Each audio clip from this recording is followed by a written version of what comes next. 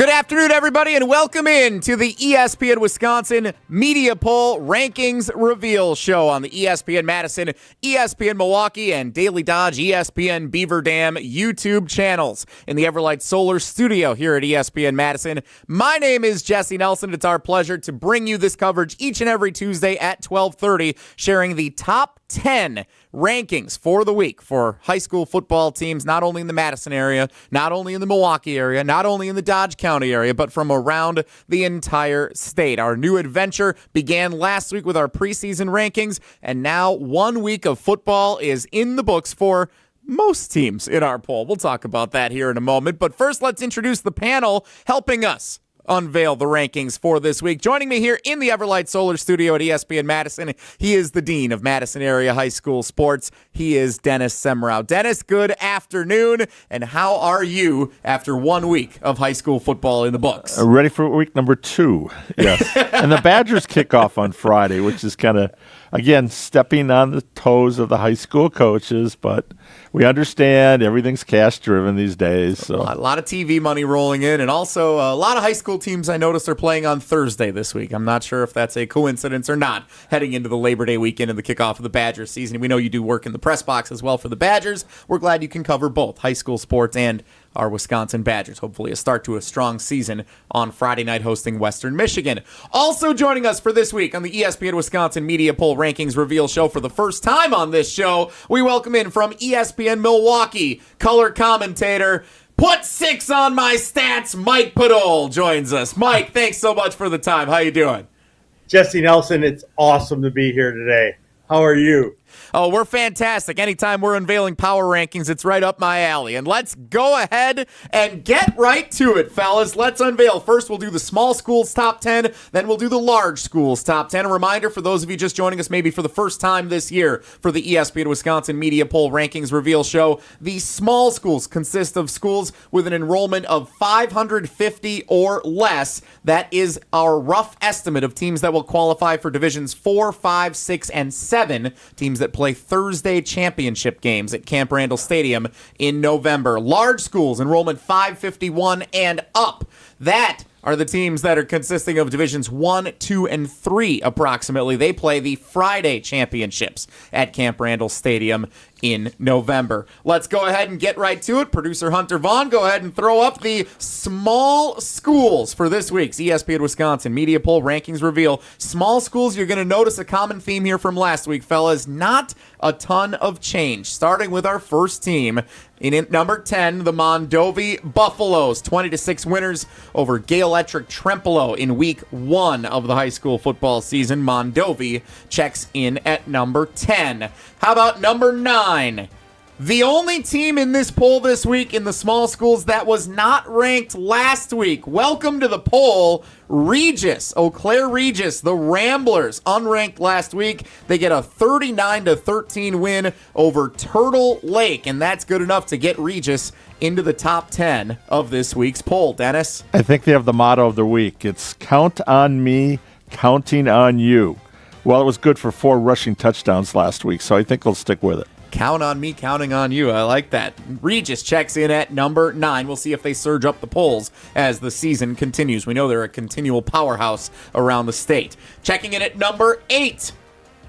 The Darlington Redbirds. No change from last week at number 8. Darlington shutout winners over Platteville 28-0 in the heat on Friday afternoon. They started that game a little earlier than the traditional 7 o'clock time. Darlington got that win. Yeah, they used to play on Friday afternoons. My buddy Rob Hernandez would always run down there, cover that game, and then try to find a 7 o'clock game to cover. So, Mike, I don't think we've done any back-to-back games lately, have we? No? Not too many back then. I don't think so. Checking in at number 7, St. Mary's Springs. Again, no change from last week. The Ledgers 35-12 winners at home against Lake Country Lutheran. St. Mary's Springs gets the win, and they'll move up, or they'll stay at number 7 in the poll. Let's get to number. Let's hear it, Mike. How many wins does he have, Dennis? Okay, he's now at 515. 116-2. And by the way, this was the last 54th and final opening night. He's retiring at the end of the season. Wow. So Bob Hyland announcing his retirement at the end of the season. He's won 17 state championships. Pat Rice was a god in our area. This is a guy, too. My God. I mean, I went to school in St. Lawrence, not too far from St. Mary Springs, and 17 titles, 9 in the WIA and 8 in the former WISA. Before we move on to number 6, Mike, what's your experience with Bob Hyland? Bob Hyland, I think I speak for all of us that when you go to Madison for the state championship games, there's a Bob Hyland team there. I mean, it's just it's the usual. You talk about the importance of prep sports to a community, and there's a man who put that area on the map. I mean, that football program. Good luck to the next guy filling his shoes, right? It's always about the guy after the guy. Yeah, that's right. That was my philosophy. Never be the foul legend. It's a no-win situation. Well, all right, let's get back to the rankings. So Bob Hyland's St. Mary Springs Ledgers checking in at number 7. In at number 6 this week, the Edgar Wildcats. That's interesting. Edgar, 28-20 winners on the road at Ladysmith last week. They were number 5 in last week's poll. This week, as you watch it with us on the ESPN Wisconsin YouTube channels, they move over to the right side, which means they probably flip-flop spaces with somebody. And that team is Xavier. The Xavier Hawks, 56-12 winners over Valders in week 1. Dennis? I found this online, and I was, stunned. Former Pittsburgh Steelers running back Rocky Blyer, one of my idols. He's a Vietnam vet, and he's a Super Bowl champ. He got to introduce, there was a brand-new turf stadium, and then they played Valders. And what happens when you do something and bring somebody in special? You better win the game. 56-12. I think they were ready for that one. I think it's pretty fair to say just that. Xavier checks in at number 5. So 4 remaining teams in our ESPN Wisconsin Media Poll small school rankings after week 1 of the high school football season. Checking in at number 4, the Wrightstown Tigers. Wrightstown, the Division 5 runners-up from a year ago, started strong with a 56-14 win on the road against Wapaka. Wrightstown stays at number 4. That's a little interesting to me because of who I think we're about to see here at number 3. And it is the Lodi Blue Devils. Lodi, Dennis, and this is the team in the Madison area, so I'll go to you first on this. They just eked by Monroe in week 1. And Lodi able to stand at number 3 in this week's rankings. What stands out to you from that? Well, first of all, they not only the coach retired, but all 22 starters are gone. So it was Cale Schneider threw a 32-yard touchdown pass to Kyle Kurt in the first quarter, and that was it. Then they gave up a touchdown in the second quarter, 7-6 at halftime, and it was a bunch of punts. Monroe, of course, they ran for 333 yards. Do they attempt a pass? That's against their religion.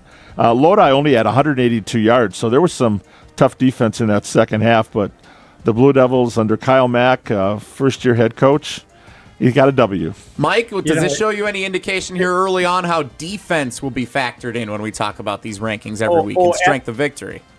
Absolutely, Jesse.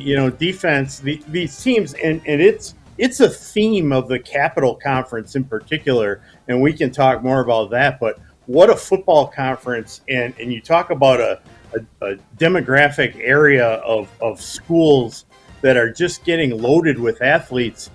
Dennis talked about how all 22 starters graduated. This is like a reload year for Lodi with all their junior-orientated teams. They're kind of shooting for 2 years down the road coming into this year.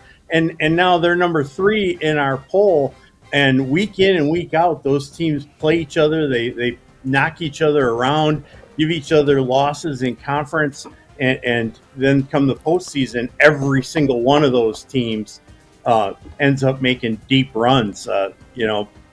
Last year, all those schools that were in there that are on top again this year advanced deep into the tournament. What a conference, the Capital Conference. Yeah, it continues to evolve, but it continues to be strong no matter who is in that conference every year. So interesting here now at the top. Aquinas was number 1 last week. They were 14-12 winners in a grinded-out game against Prairie du Chien. Stratford took care of business 30-6 against Mosinee. Let's see how the voters tabulated all of that information into the voting this week. Checking in at number 2.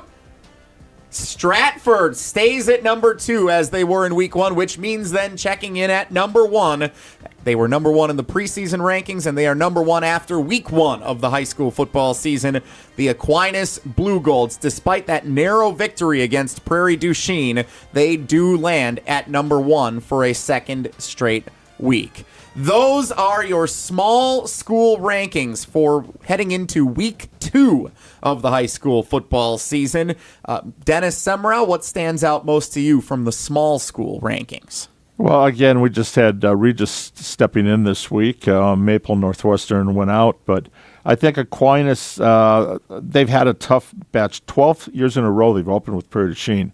And I went to Prairie du Chien camping, which is no longer exists. I know the rivalry between La Crosse and Prairie is really tough. So you throw that out. It's like Wanakee to Forest going head-to-head.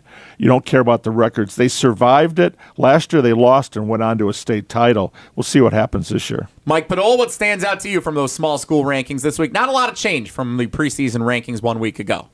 You know, you talk about defense, and Stratford is one of those teams, Jesse, that they hang their hat on defense year in and year out. I covered their state championship game.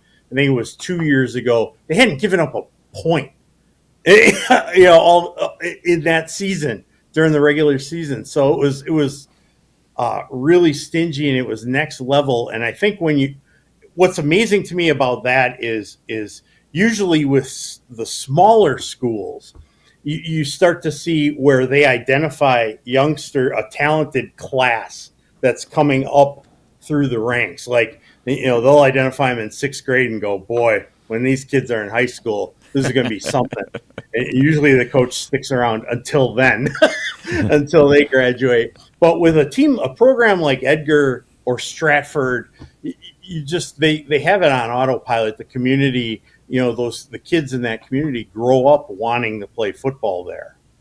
Absolutely. And now the interesting thing to me about the small school rankings is not what happened in week 1, but the movement that we could expect to see for week 2. Let me list some of the games coming up this week for you guys. Number 1, Aquinas at Columbus, who is one of the other teams receiving votes this week for the small school rankings. Number 2, Stratford, and number 6, Edgar, the only matchup of top 10 teams in either poll heading up this week. So that's going to be probably our marquee game to keep an eye on, how it will impact the rankings next week. 3rd-ranked Lodi on the road at McFarland. 5th-ranked Xavier at Luxembourg Casco, who was the Division IV runner-up last year to Lodi. St. Mary's Springs, the 7th-ranked team, is on the road at Edgewood here in the Madison area. Edgewood had a nice win in week 1. That could be a tough game for Springs. Number 8, Darlington's at Prairie du Chien. We know they just played Aquinas tough. Regis is at Bloomer. Mondovi's at Osceola. 7 of the 10 teams are on the road. One of those is a top 10 matchup for Edgar hosting Stratford. There could be a lot of potential movement next week, Dennis, just based on those matchups alone. Yeah, I'll stick with the favorites right now, though, especially you talk about Stratford. Yeah, they had 313 yards rushing last week. I mean, their offense is tough. They get to move up a division, though, this year. Remember, they were in 6th last year. That's the one thing I'm kind of curious to see with some of these non-conference games. Next week is, one more week, and then it's conference play. So what are teams going to do? They don't show an awful lot early. So, yeah, you might have some upsets because teams don't want to pull those special plays out too early. Mike, any of those matchups stand out to you for next week? Well, the thing I think with next week, obviously the ones you highlighted, but I think there's other others receiving votes and other teams to keep an eye on. I think you look at some teams like Prescott this week went in to Northwestern, who was a top 10. They were the number 9 team last week. Yep. And they went into Northwestern and they knocked that team out, beat them pretty handily. So there's teams to look out for, Lake Mills, those kind of teams that, with some of those head-to-head matchups getting a little tougher in week 2, non-conference games, you really look to see, we're probably going to have some new blood in at the bottom 5 next week, in week 2, after week 2. When it's all said and done, that's usually how this kind of thing shakes out. Yeah, we'll see how much movement there is. Before we advance to the large school rankings, do want to bring in producer Hunter Vaughn, who helps tabulate all of this information. He processes from all of our panel of voters, more than 20 from around the state, contributing every week. Hunter, what stood out to you in processing the rankings this week? This week, we had 3 schools get number 1 votes. But then we go down to the bottom of the poll, where at the number 9 spot where Regis ended up, there were 11 different schools that received votes. So the voters, they know who they like at the top of this poll, but it's that 7 to 10 range where we really see this huge swath of schools from around the state that everybody's like, well, I really think that they deserve to be one of these 10 best schools. And we saw week 1, 33 schools in total got votes. We're still at 23. That was more schools than what the large school was. This small school poll, we are very split as a voting base on who we think the 10 best schools are. But it's the reigning champions that are at the top. Oh, yeah. 3 of the top 6, the top 3 teams, 4 of the top 6 reigning champions in divisions 4, 5, 6, and 7 from last year. We talked about last week, the Blue Bloods. Got to go with the Blue Bloods.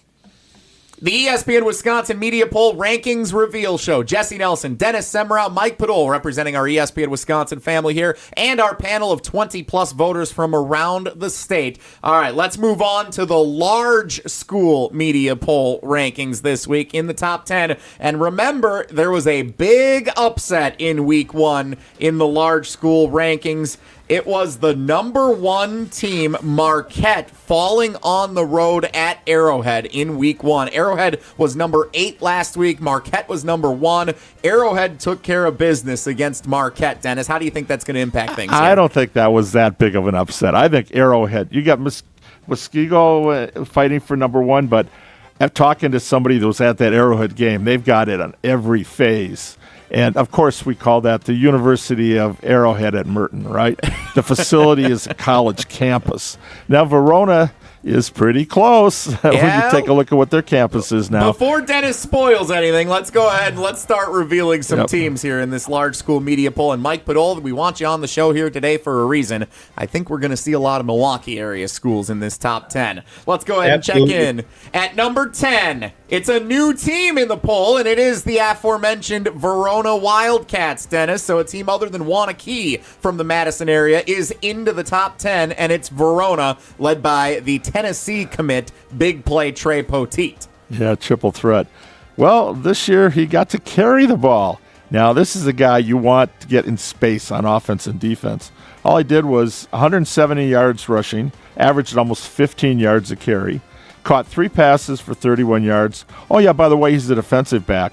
Not only did he record an interception, he had 5 tackles and a bunch of passes broken up. Why do you even go near this guy? Now, my question is, who's going to be dumb enough to kick one to him, too? I'm sorry, coaches. This is a guy, you kick it out of bounds. You'd rather take it on the 35 than have him run it back on you. Give him the Devin Hester treatment. We'll see him a little bit later this year on ESPN. And they are more, though, than Trey. Broken a new quarterback. But the Wildcats are favored to go for a three-peat in the Big 8 this year. They host Kenosha Indian Trail in week 2 of the high school football season. Checking in at number 9. Interesting. This is where the Marquette Hilltoppers land after being dethroned at number 1. The reigning Division 1 champs from last year, Mike Podol, checking at number 9 after their loss to Arrowhead. What do you think of where Marquette falls in this poll? Still at 0-1 and in the top 10.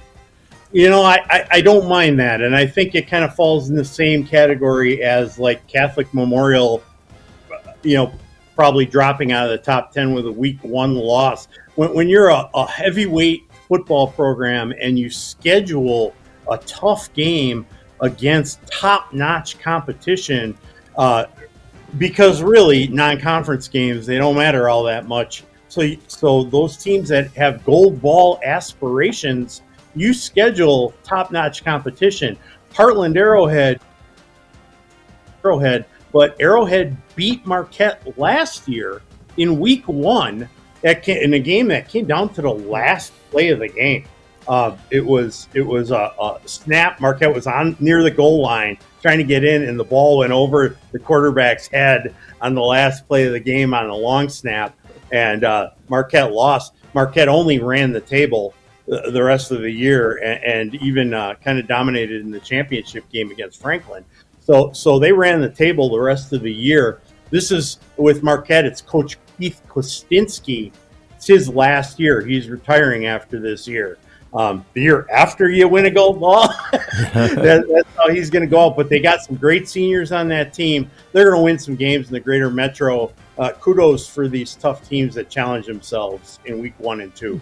Of course, would be a heck of a way for Coach Klestinski to go out if he wins back-to-back gold balls and then decides to hang it. Yeah, and they lost some key seniors, but they're still good. Go ahead quickly, Dennis. They're going to have to do better on defense, so they give up 501 yards to Arrowhead, and that's not going to cut it. Tommy Novotny, one of the best players I think in the state, ran for almost 200 yards, so their offense wasn't a problem. Scored 28 points, that's pretty good, but they gave up 47 and 501 yards. That's a little worrisome. Well, speaking of Arrowhead, they were number 8 last week when they got the upset win over number 1 Marquette. I'm guessing Arrowhead's moving up from number 8. Let's see who checks in at number 8.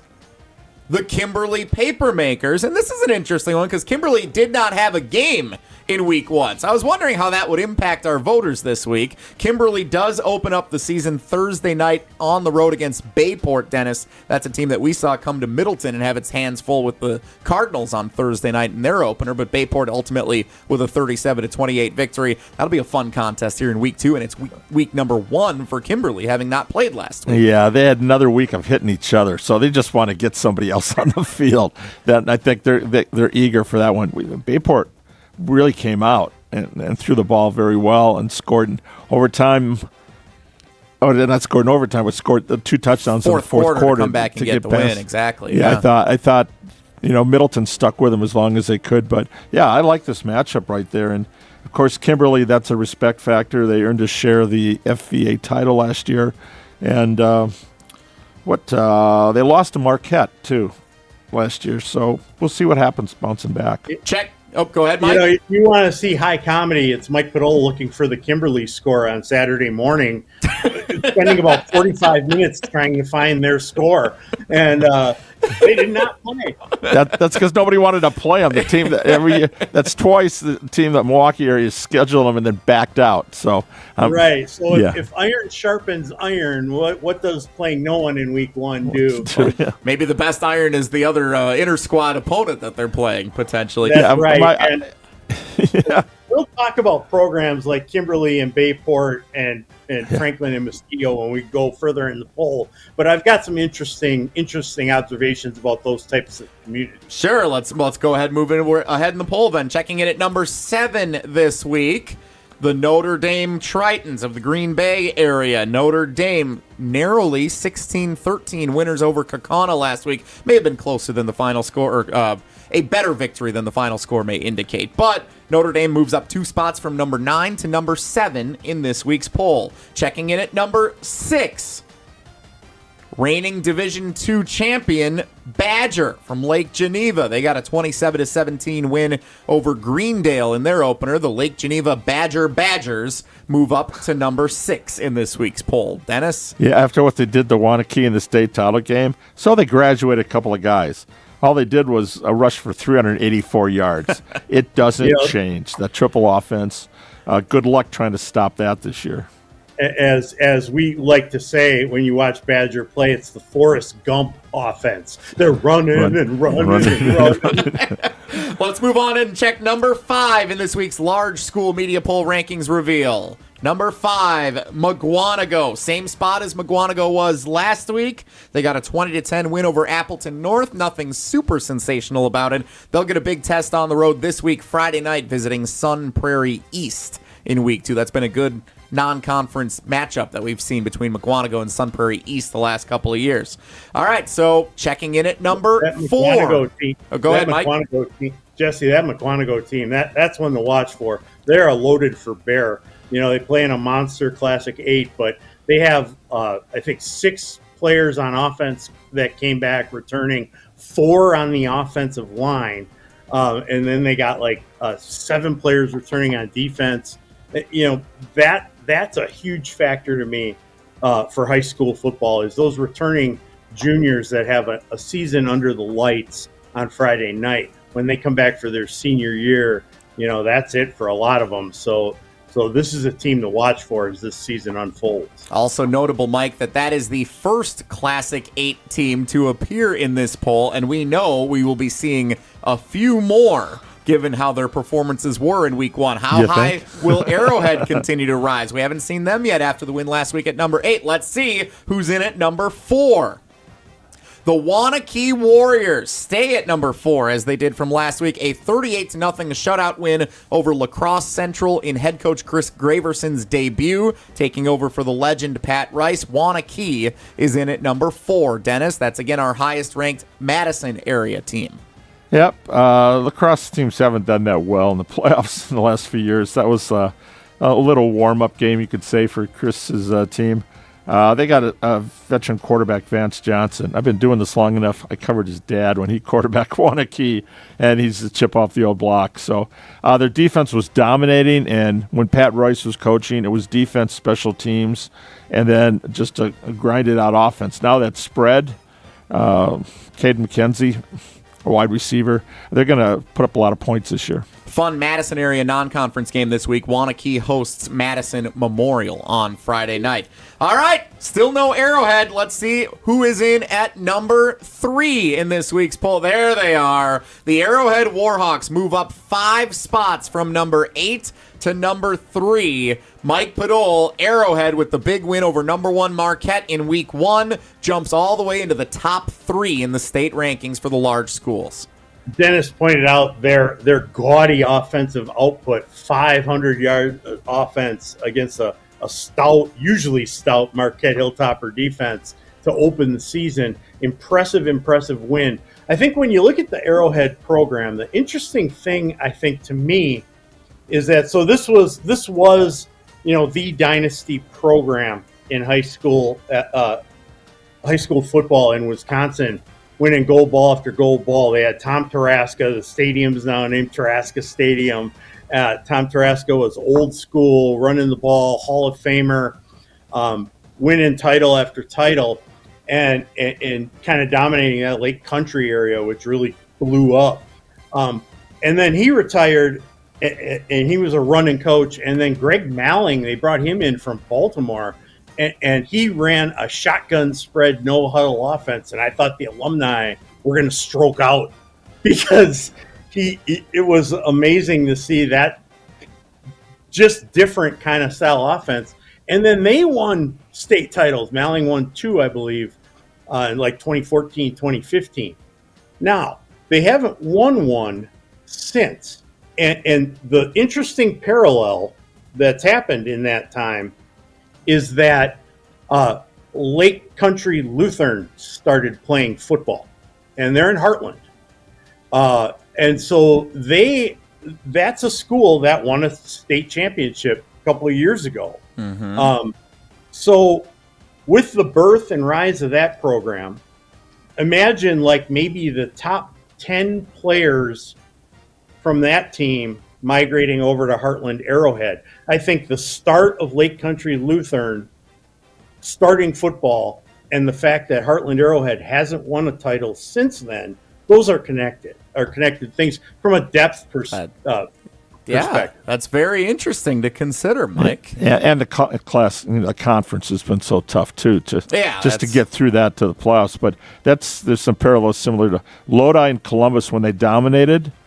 Coaches retired and they brought in soccer. Now their players are being diverted. In this case, they're going football-wise, but you see that when a program adds a sport. Like in the spring with lacrosse coming in this year, there's some spring sports affected. But Arrowhead is still Arrowhead. They're still the big dog. It's still the team everybody measures themselves against. So, no matter if they win or not. With Arrowhead checking in at 3, that means Muskego and Franklin, who were top 3 teams from last week, have yet to be ranked. Both won in week 1. Muskego trailed 21-3 in the first half at home against Neenah before coming back and winning 31-21.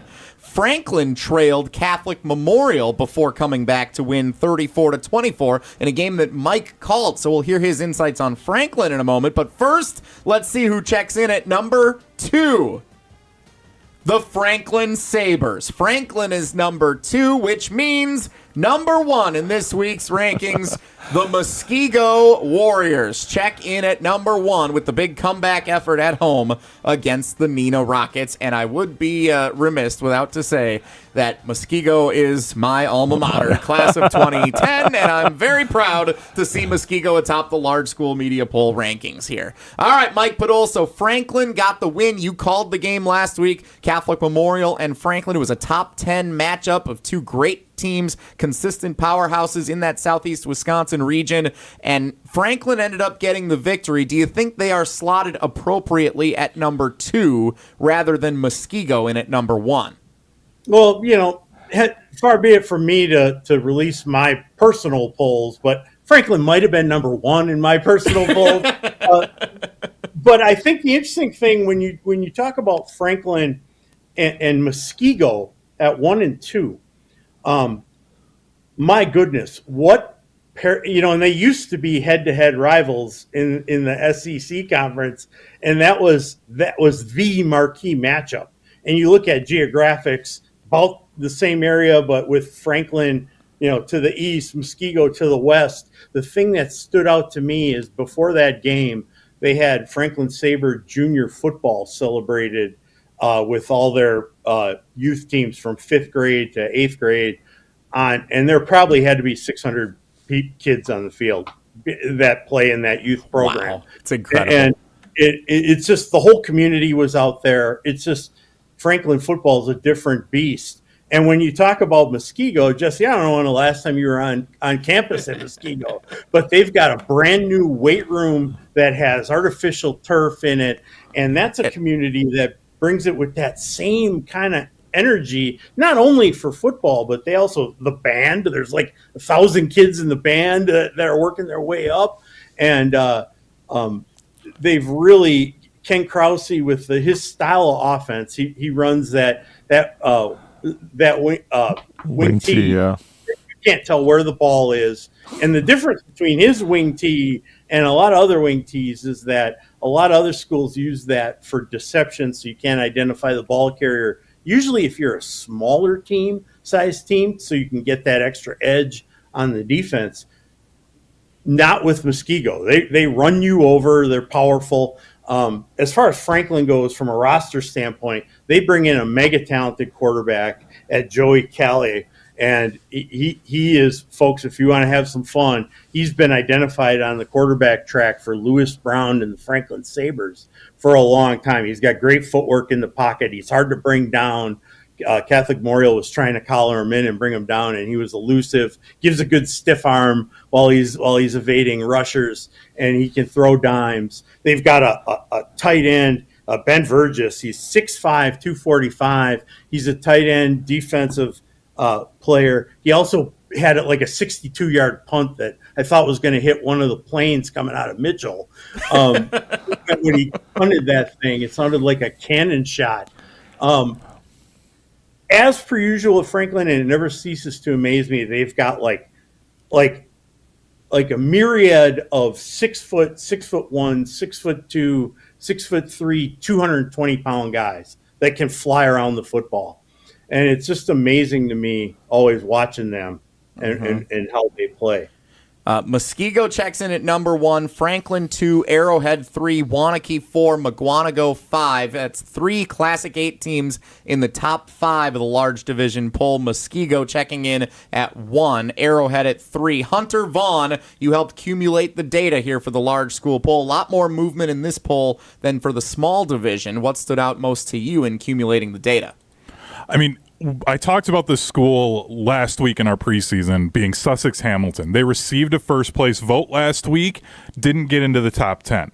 They didn't get a first place vote this week. I don't know. I didn't look to see who that was that threw them one in the preseason, but they won their game on Friday night, and they just missed out on the top 10, sitting at number 12 if we were to go down that far. And a school that you and Dennis saw in Bayport, they came in at number 11. They were still 10 points behind Verona. So two other programs to kind of keep an eye on throughout this season, I think, are going to be those two, because Bayport and Sussex Hamilton could end up being one of those type of schools that they run the table, they go play really well, but just can't crack into the top 10 because of the level of competition that we keep talking about in the Milwaukee area right now, that even if you lose, well, it's a good loss because it's to Franklin or it's to Arrowhead. So we're going to keep you in the top 10, i.e. Marquette. So number 8, Kimberly at others receiving votes in Bayport coming up on Thursday night this week. That's the big matchup in week 2 for the large schools. Jesse, that's the same exact thing as with Franklin and Muskego geographically.